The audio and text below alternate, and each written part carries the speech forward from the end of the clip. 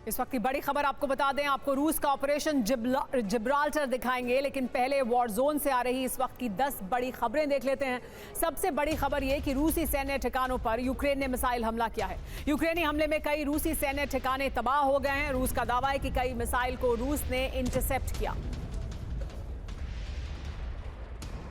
अगली बड़ी खबर कुर्स्क से। कुर्स्क क्षेत्र में यूक्रेनी सेना के बंकरों पर रूस ने प्रहार किया है। रूस के ड्रोन अटैक में यूक्रेनी सेना के कई बंकर खाक हो गए।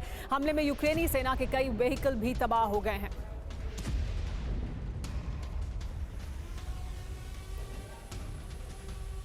एक और बड़ी खबर यह कि जंग के बीच यूक्रेनी राष्ट्रपति ज़ेलेंस्की बेन स्मारक पहुंचे हैं। कीव में बेनियार स्मारक पर मारे गए यहूदी लोगों को श्रद्धांजलि दी है। 1941 में नाज़ियों के हमले में 33,000 से ज्यादा यहूदी मारे गए थे। हमास के खिलाफ ऑपरेशन में इजरायली सेना को बड़ी कामयाबी मिली है। गाजा में आईडीएफ ने हमास के डिप्टी कमांडर मूसा शल्दान को ढेर कर दिया। 2023 में 7 अक्टूबर के हमले में शामिल था मूसा शल्दान। इजरायली सेना पर कई बड़े हमले करने का नेतृत्व भी इसके हाथ में था। एक और बड़ी खबर यह कि यूरोप और रूस के बीच टकराव और बढ़ा है। जर्मनी के चांसलर फ्रेडरिक मर्च ने कहा है कि रूस के साथ हम कोई शांति प्रक्रिया में नहीं हैं। हम न युद्ध में हैं और न शांति प्रक्रिया में शामिल हैं, ये साफ कर दिया है जर्मनी ने।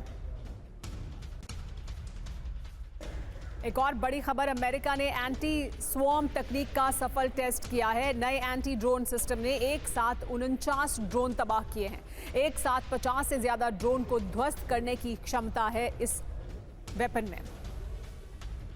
युद्ध के मैदान से अगली बड़ी खबर आपको बता दें, यूरोप में अमेरिका की बहुत बड़ी सैन्य तैनाती हुई है।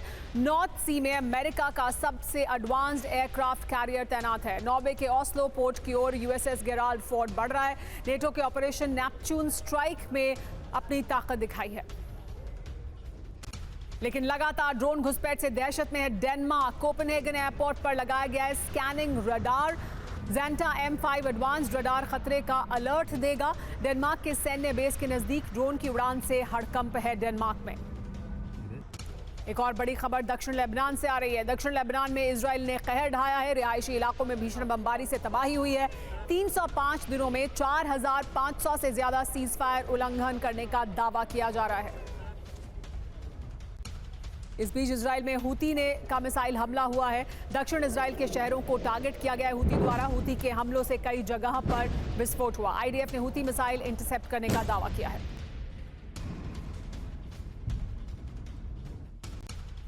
रूस और यूरोप के बीच युद्ध की आशंकाएं तेज हो चुकी हैं। रूस लगातार अपनी सेना और हथियारों की संख्या बढ़ा रहा है। इस बीच ब्रिटेन से महायुद्ध का ट्रेलर जारी हो चुका है। रूस की एटमी सबमरीन ने ब्रिटेन के पास हड़कंप मचा दिया है। यूरोपीय देश भी रूस के साथ जंग की तैयारी पूरी कर चुके हैं। जर्मनी, डेनमार्क, स्वीडन और पोलैंड ड्रोन घुसपैठ को लेकर रूस के खिलाफ प्लान बना चुके हैं। स्वीडन की परमाणु तैयारी भी आपको हम दिखाएंगे, लेकिन इस वक्त की बड़ी खबर आपको बता देते हैं। रूस की एटमी सबमरीन से नेटो में दहशत है। नेटो सेना ने रूस की पनडुब्बी को घेरा है। रूस की एटमी सबमरीन में धमाके की आशंका है। तकनीकी खराबी की वजह से विस्फोट का डर है। ब्रिटेन के पास स्ट्रेट ऑफ जिब्राल्टर में फंसी है सबमरीन। तो पुतिन की एटमी सबमरीन से नेटो में क्यों खलबली है, जान लीजिए। दावा यह है कि ब्रिटेन के पास जा रही है रूसी सबमरीन और इसमें धमाके का खतरा है। सबमरीन में तकनीकी खराबी से ईंधन प्रणाली में रिसाव हुआ है। विनाशक क्रूज मिसाइल से लैस रूस की एटमी सबमरीन है ये। भूमध्य सागर में ब्रिटेन के पास रूसी सबमरीन की मूवमेंट देखी गई है। नेटो के युद्धपोत ने रूस की एटमी सबमरीन को घेरा है। एक्सप्रेस के हवाले से बड़ी खबर सामने आई है। लेकिन यूक्रेन अब रूस और अमेरिका के बीच जंग का कारण बन सकता है, क्योंकि अमेरिकी राष्ट्रपति ने यूक्रेन को रूसी जमीन पर लंबी दूरी तक हमले करने की अब छूट दे दी है। इसके साथ ही यूक्रेन की स्ट्राइक पावर बढ़ाने के लिए उसे लॉन्ग रेंज क्रूज मिसाइलें देने की तैयारी है। रूस ने साफ कह दिया है कि उसके शहरों पर विदेशी हथियारों से हमले हुए तो मददगार देश उसका वैध टारगेट होगा। उधर अमेरिका ने रूस के साथ सीधी जंग की तैयारी अब तेज कर दी है। अब तक ट्रंप रूस यूक्रेन के बीच मध्यस्थ की भूमिका में नजर आ रहे थे, लेकिन अब भूमिका बदल चुकी है।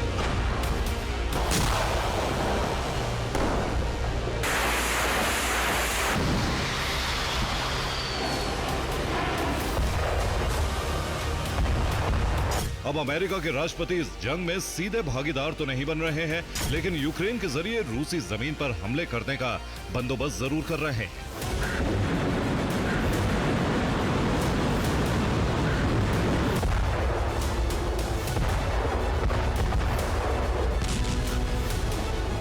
ट्रंप के बदले हुए रुख पर मुख्य समाचार ये हैं कि ट्रंप ने यूक्रेन को रूस पर लॉन्ग रेंज स्ट्राइक की छूट दे दी है। यूक्रेन को long range Tomahawk missile बिक्री पर विचार किया जा रहा है। अमेरिका ने खतरा भांपते हुए रूस के साथ युद्ध की तैयारी तेज कर दी। रूस के खिलाफ यूरोप में अमेरिका ने टोही विमानों की तैनाती बढ़ा दी।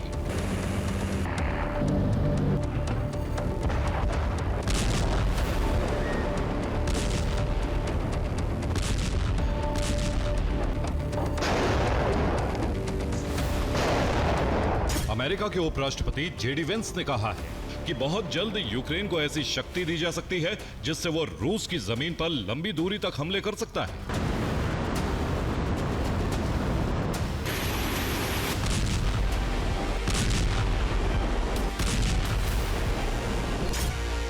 अट्ठाईस सितंबर को अमेरिका और यूक्रेन के राष्ट्रपति के बीच चर्चा हुई है। यूक्रेन ने अमेरिका को लॉन्ग रेंज हथियारों की लिस्ट दी है।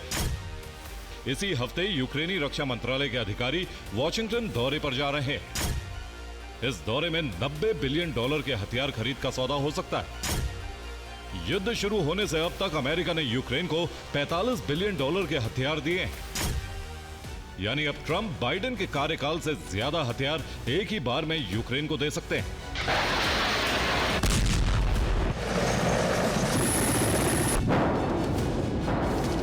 अमेरिका ने तय कर लिया है कि अगर युद्ध विराम नहीं होता है तो रूस की जमीन पर बड़े हमले होने तय। अमेरिकी प्रशासन इस बात पर विचार कर रहा है कि यूक्रेन को टॉम हॉक मिसाइलें भेजी जाएं।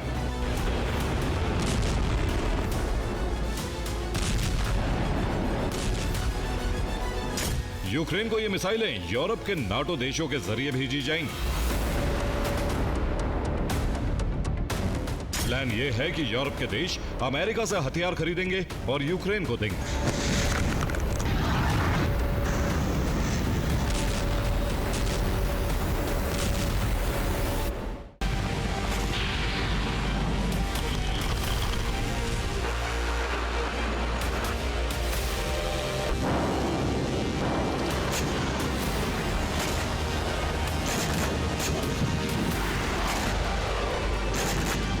अमेरिका यूक्रेन को थर्ड डिफेंस सिस्टम देने की तैयारी कर रहा है।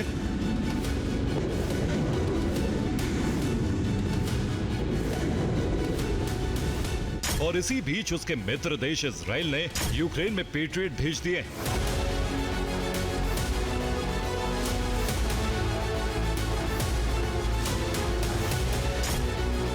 इजराइल ने यूक्रेन को 2 पेट्रियट डिफेंस सिस्टम दिए। ये डिफेंस सिस्टम इजराइल ने डीकमीशन कर दिए। लंबी बातचीत के बाद रिटायर किए गए सिस्टम यूक्रेन को ट्रांसफर किए गए। सर्दियों से पहले यूक्रेन को 2 और पेट्रियट सिस्टम मिल सकते हैं।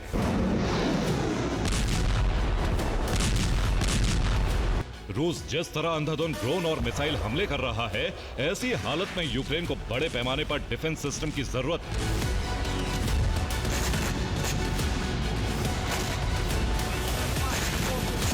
रूस लगातार 2 दिनों में 1200 से ज्यादा ड्रोन हमले कर चुका है।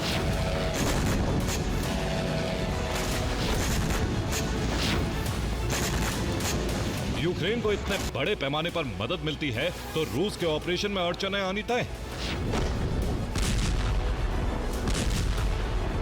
इसीलिए माना जा रहा है कि रूस अमेरिका के बीच सीधा टकराव शुरू हो सकता है। इसीलिए ट्रंप चौकन्ने हैं।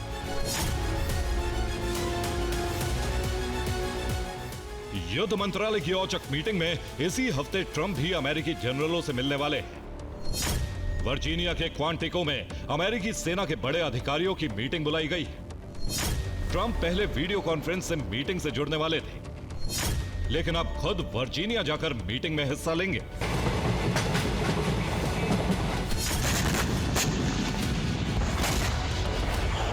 ट्रंप ने टॉप जनरल्स की मीटिंग बुलाकर यह संकेत दे दिया है कि वो भविष्य में बड़ी सामरिक तैयारी कर रहे हैं, जो रूस के खिलाफ बड़ा कदम हो सकती है।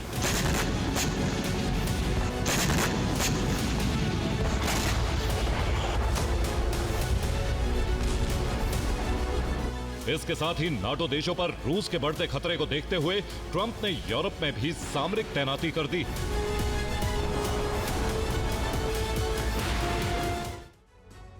खार्किव में रूसी सैन्य अड्डे पर यूक्रेन ने ड्रोन हमला किया। यूक्रेनी हमले में रूसी Mi-28 हेलीकॉप्टर तबाह हो गया है।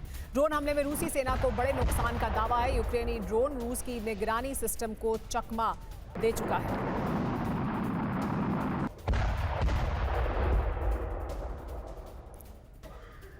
एक और बड़ी खबर आ रही है, स्वीडन बना सकता है परमाणु हथियार। रूस से टेंशन के बीच स्वीडन ने बड़ा फैसला लिया है। नेटो के सहयोग से एटम बम बना सकता है स्वीडन। टाइम्स की रिपोर्ट से बहुत बड़ा दावा किया गया, जिसमें कहा जा रहा है कि स्वीडन परमाणु हथियार बना सकता है, परमाणु बम बना सकता है। और नेटो में जिस तरह का रूस को लेकर खतरा बढ़ता जा रहा है, ऐसे में यह फैसला लिया गया है स्वीडन द्वारा।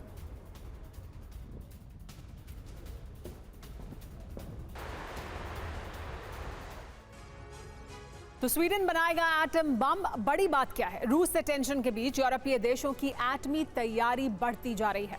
फ्रांस के न्यूक्लियर अम्ब्रेला में शामिल हो सकता है स्वीडन भी। दावा यह है कि ड्रोन घुसपैठ के बाद जंगी तैयारी में जुट गया है स्वीडन। परमाणु हथियार बनाने का प्लान बना रहा है स्वीडन। यूरोपीय परमाणु हथियार रणनीति में शामिल भी हो सकता है। नेटो की मदद से एटम बम बनाने की भी स्वीडन की बड़ी रणनीति है। एक और बड़ी खबर लेकिन आपको बता दें वो ये कि रूसी बंदरगाह पर यूक्रेनी हमले का वीडियो सामने आया है। काला सागर में रूसी बंदरगाह पर हमला हुआ है। ड्रोन अटैक में रूसी जहाज धमाके के साथ तबाह हो गया। इस हमले में 2 लोगों की मौत हुई है, 6 लोग घायल हुए। ज़ेलेंस्की 2014 के पहले वाली स्थिति बनाने की जिद पर अड़े हैं, लेकिन इस जिद का अंजाम क्या होगा इसका अंदाजा शायद उन्हें नहीं है। ऐसा इसलिए कहा जा सकता है क्योंकि क्रीमिया पर हमले का जवाब देने के लिए पुतिन ने जो प्लान तैयार किया है, उसने यूरोपीय देशों के लिए अब तक का सबसे बड़ा संकट खड़ा कर दिया है। यूक्रेन के खिलाफ युद्ध में मॉस्को की हलचल बढ़ गई। क्रेमलिन में युद्ध नीति पर हुई चर्चा के बाद पुतिन ने एक ऐसे प्लान को एक्टिवेट कर दिया है जिसने स्वीडन और पोलैंड पर युद्ध का खतरा बढ़ा दिया।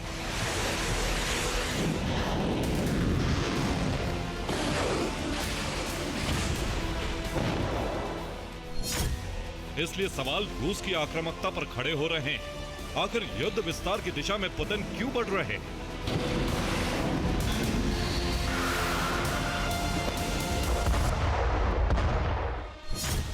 क्रीमिया पर आघात, तैयार पुतिन का जवाब। रूस की बढ़ रही आक्रामकता का जवाब यही है। पिछले 1 महीने से क्रीमिया पर यूक्रेनी सेना के भीषण हमलों ने रूस को भारी नुकसान पहुंचाया है।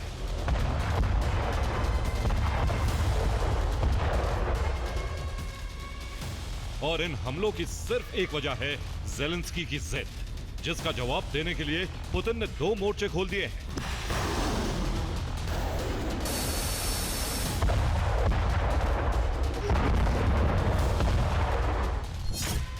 जिसमें पहला है काला सागर और दूसरा है बाल्टिक सागर। इन मोर्चों में काला सागर वो वॉर जोन है जिसमें टारगेट सिर्फ यूक्रेन है और मकसद है यूक्रेन को तटवर्ती क्षेत्र और भूतपूर्व रिविएरा से पूरी तरह महरूम कर देना।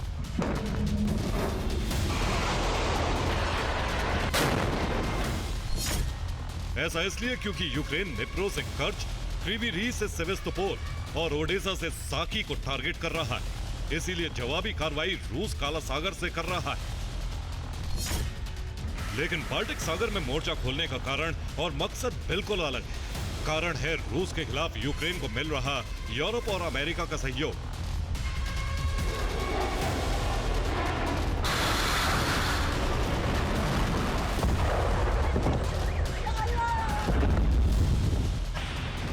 दरअसल रूस समझ चुका है कि क्रीमिया पर यूक्रेन के हमले यूरोप के बिना संभव नहीं और इन हमलों में टारगेट पर सटीक निशाना लगाना अमेरिका के बिना मुमकिन नहीं।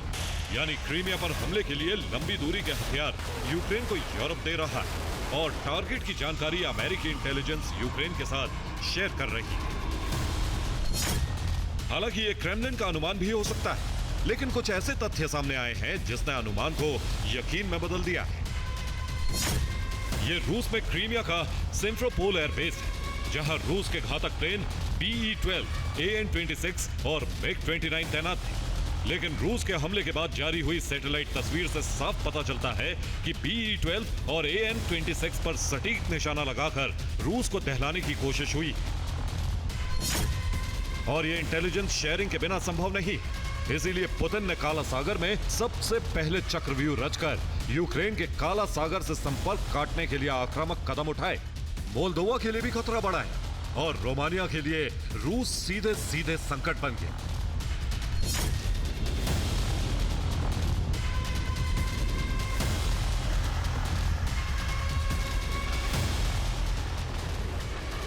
तो दूसरी तरफ बाल्टिक सागर में भी मोर्चे खोल दिए ताकि यूक्रेन को मिलने वाली मदद पर पूरी तरह से रोक लग सके।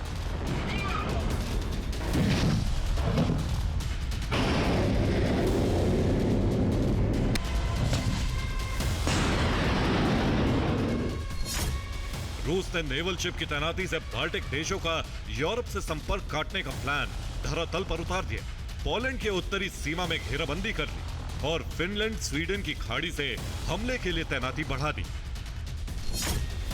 जिससे स्वीडन के द्वीप गॉटलैंड की सुरक्षा खतरे में पड़ गई। वो गॉटलैंड जिसे पुतिन ने क्रीमिया के जवाब में टारगेट चुना है।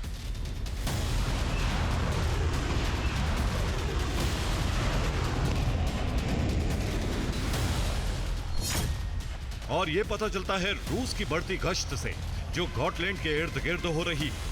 इसके अलावा दोनों क्षेत्रों में रूस की हलचल उसकी आक्रामकता का भी परिचय दे रही।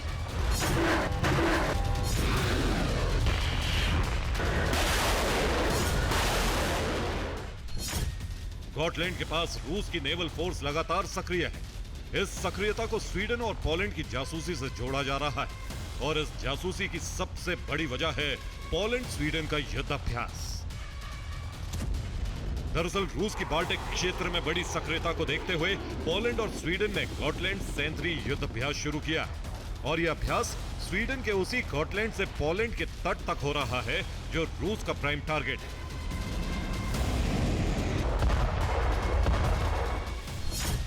तो दूसरी तरफ काला सागर से जारी एक्शन में रूस ने ओडेसा पोर्ट को नष्ट कर दिया है, जबकि रूस ने पहली बार क्रीमिया से शाहेद ड्रोन भी लॉन्च किए,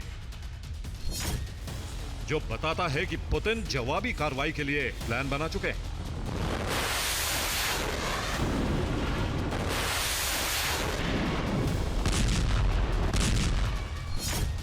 जिसे प्रमाणित करती है रूस की क्रास्नोदार तट पर की गई कार्रवाई, जिसमें यूक्रेन की BEC यानी ड्रोन ले जाने वाली शिप पकड़ ली गई। इस शिप पर लदे ऑप्टिकल फाइबर ड्रोन के बक्से भी बरामद कर लिए गए, जिसका मतलब साफ है कि पुतिन ने जवाबी कार्रवाई का न सिर्फ ब्लूप्रिंट तैयार किया है, बल्कि यूक्रेन यूरोप के खिलाफ कदम भी उठा लिए, जिसमें अभी आक्रामकता सीमित है, लेकिन हालात बता रहे हैं कि आक्रामकता बढ़ने से शायद कोई रोक भी नहीं पाएगा। Bureau report, TV9 Bharat. NATO को रूस ने परमाणु चेतावनी दी है। ब्रिटेन और फ्रांस अपने परमाणु हथियार कम करें, कहा है क्रेमलिन प्रवक्ता दिमित्री पेस्कोव ने कहा है। न्यू स्टार्ट संधि में शामिल हो ब्रिटेन फ्रांस।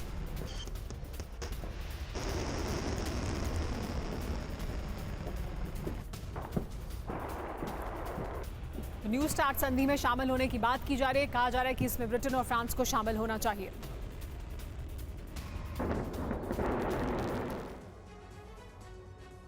रूस वर्सेस यूरोप, एटमी विस्फोट क्या होगा? रूस ने धमकी दी है अपने परमाणु हथियार कम करें। रूस ने कहा है फ्रांस और ब्रिटेन और फ्रांस न्यू स्टार्ट संधि में शामिल भी हों, ये मांग रखी है दिमित्री पेस्कोव ने, जो प्रवक्ता है क्रेमलिन के। बड़ी बात यह है कि अभी रूस और अमेरिका के बीच न्यू स्टार्ट संधि है। परमाणु हथियार सीमित करने को लेकर एक डील है। किसके पास कितने परमाणु हथियार हैं, आइए ये भी जान लेते हैं। देखिए, जो हथियार हैं, रूस के पास 5,889 हथियार हैं, अमेरिका के पास 5,748 हथियार हैं, फ्रांस के पास 290 परमाणु हथियार हैं, एटम बम है, और ब्रिटेन के पास 225 परमाणु बम मौजूद हैं। तो रूस के ड्रोन पूर्वी यूरोप और उत्तरी यूरोप के देशों में घुसपैठ कर रहे हैं। तमतमाए नेटो ने रूस पर पलटवार की धमकी दी है। इस बीच बेलारूस और रूस ने धमकी दी है, अगर एक भी ड्रोन मार गिराया तो हालात युद्ध के हो सकते हैं, यानी यूरोप कभी भी युद्ध में घिर सकता है। यूक्रेन में तबाही रुकी नहीं है, अब दूसरे यूरोपीय देशों पर भी हमले का खतरा मंडरा रहा है।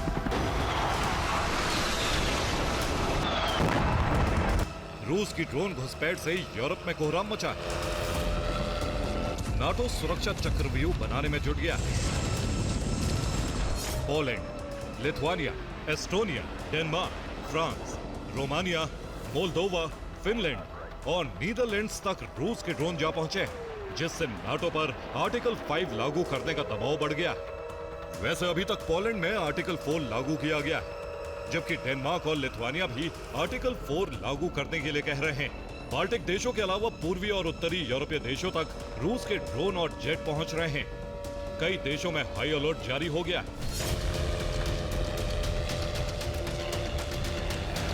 जिससे यूरोप में जंग के दूसरे चरण का खतरा बढ़ गया। ये ड्रोन कैलिनिनग्राद से छोड़े जा रहे हैं, इसीलिए नाटो कैलिनिनग्राद पर निगरानी रख रहा है। बाल्टिक सागर में कैलिनिनग्राद के एकदम पास न्यूक्लियर सबमरीन और वॉरशिप तैनात कर दिए गए।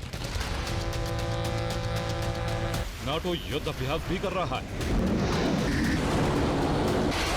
इस दौरान बेलारूस के राष्ट्रपति लुकाशेंको ने धमकी दी है कि अगर रूसी ड्रोन पर हमला हुआ तो ये युद्ध के लिए उकसाने वाली कार्रवाई होगी। लुकाशेंको का यह बयान ऐसा लग रहा है जैसे किसी पुतिन के प्रवक्ता ने दिया। अलेक्जेंडर लुकाशेंको का बयान बता रहा है कि हालात कितने गंभीर हो चुके हैं। इस बीच नाटो रूसी ड्रोन घुसपैठ रोकने के लिए बड़ा प्लान बना रहा है। उन तमाम देशों के साथ मीटिंग की गई जहां जहां ड्रोन घुसपैठ हुई।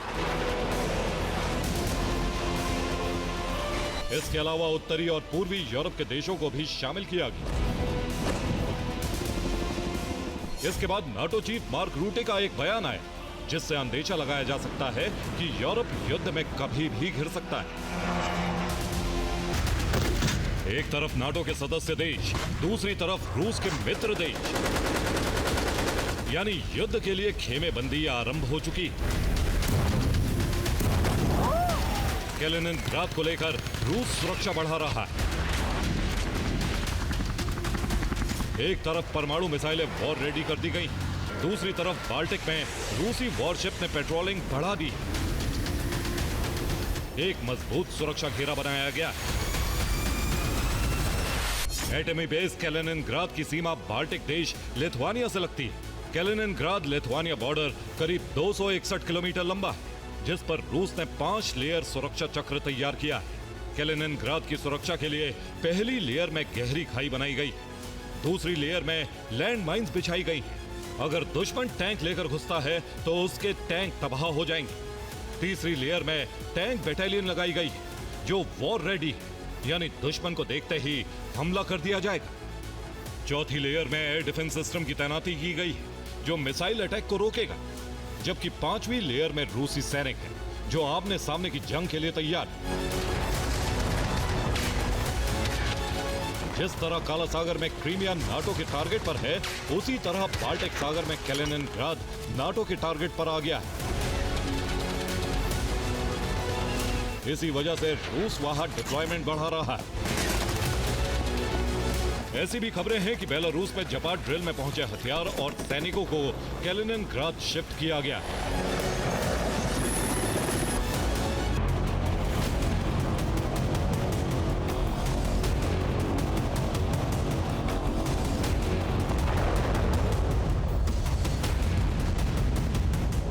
रूस के तेवर बता रहे हैं कि वह यूरोप में लंबे युद्ध की तैयारी कर रहा है। बार बार यूरोपीय देशों में ड्रोन भेजना उसके प्लानिंग का पार्ट है।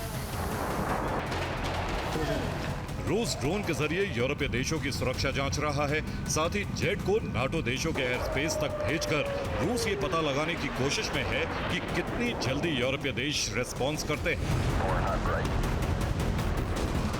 इसी रियल टाइम डेटा के जरिए रूस अपनी तैयारी करेगा। हालांकि खतरे को देखते हुए नाटो ने उत्तरी यूरोप से लेकर पूर्वी यूरोप तक चक्रव्यूह तैयार किया, जो रूस के लिए अभेद्य दीवार की तरह है। इसके लिए नॉर्वे से लेकर मोल्दोवा पर सुरक्षा चक्र बनाया गया, जिससे रूस को यूक्रेन से आगे बढ़ने से रोका जा सके। नॉर्डिक, बाल्टिक और काला सागर के पास पड़ने वाले देशों में नाटो मिलिट्री बेस बना रहा है। पहले नॉर्वे, फिर फिनलैंड, उससे आगे तीनों बाल्टिक देश एस्टोनिया, लातविया और लिथुआनिया, फिर पोलैंड से स्लोवाकिया, रोमानिया और मोल्दोवा तक डिफेंस सर्किट बनाकर रूस को रोकने के लिए नाटो तैयारी कर रहा है। रूस नाटो के प्लान को भांप चुका है, इसीलिए वो न सिर्फ अपने पास पड़ने वाले देशों तक ड्रोन भेज रहा है, बल्कि वो बाल्टिक सागर के पास पड़ने वाले देशों की भी घबराहट बढ़ा रहा है। डेनमार्क के बाद जर्मनी ने ड्रोन देखते ही मार गिराने का आदेश दे दिया। जर्मनी के रेमस्टाइन बेस पर ड्रोन हमले का डर है। जर्मनी, डेनमार्क और पोलैंड ने साफ कर दिया है कि उन तमाम ठिकानों पर निगरानी रखी जा रही है जहां से रूस ड्रोन दाग सकता है। इसीलिए ब्रिटेन ने फ्रंट लाइन पर आकर एक ड्रोन वॉल बनाने के लिए कहा। खास बात यह कि नाटो देशों की सुरक्षा के अलावा यूक्रेन को हथियार सप्लाई नहीं रोकी जाएगी, यानी यूरोप में रूस को 2 मोर्चों पर युद्ध लड़ना पड़ सकता है। पहला फ्रंट यूक्रेन है, जहां 3 साल से ज्यादा वक्त से युद्ध चल रहा है, जबकि अब रूस युद्ध का विस्तार करने जा रहा है, जहां नाटो से टकराव वाला दूसरा फ्रंट होगा। हो सकता है बाल्टिक देश युद्ध का एपिसेंटर बन जाए। हालांकि रूस का खतरा नॉर्डिक देशों को भी है, क्योंकि अब फिनलैंड और डेनमार्क तक भी रूस के ड्रोन जा पहुंचे। इस बार डेनमार्क के नेवल बेस तक ड्रोन पहुंचे। पिछले एक हफ्ते में ये 5वीं ड्रोन घुसपैठ है, जिसके बाद डेनमार्क ने हाई अलर्ट जारी कर दिया है। Bureau report, TV9 Bharatvarsh. और इस वक्त की बड़ी खबर आपको बता दें, बिहार में गृह मंत्री अमित शाह से पवन सिंह ने मुलाकात की है। एनडीए के लिए बिहार चुनाव के दौरान प्रचार करेंगे।